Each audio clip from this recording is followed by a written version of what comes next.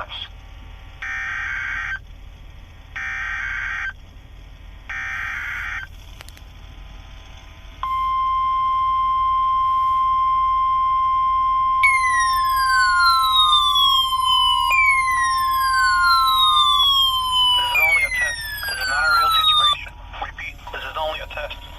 The National Weather Service in San Juan, Puerto Rico, in coordination with the Puerto Rico State Emergency Management Bureau, the Puerto Rico Seismic Network, the Pacific Tsunami Warning Center, and the Broadcasters Association, has activated the emergency alert system with the tsunami warning codes as part of the Caribe Wave 2024 tsunami exercise.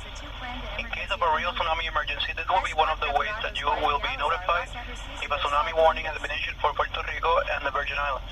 This is only a test. This is not a real situation. Esto es solo una prueba, no es una situación real. Repetimos, esto es solo una prueba. El Servicio Nacional de Meteorología en San Juan, Puerto Rico, en coordinación con el Negociado de Manejo de Emergencias y Administración de Desastres, la Red Sísmica de Puerto Rico, el Centro de Alerta de Tsunamis del Pacífico y la Asociación de Radiodifusores, ha activado el sistema de alerta de emergencias con los códigos de un aviso de tsunami, como parte del ejercicio de tsunami Caribe Wave 2024.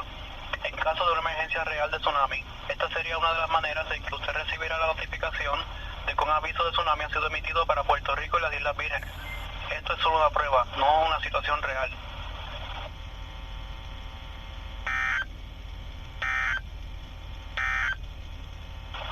This is only a test.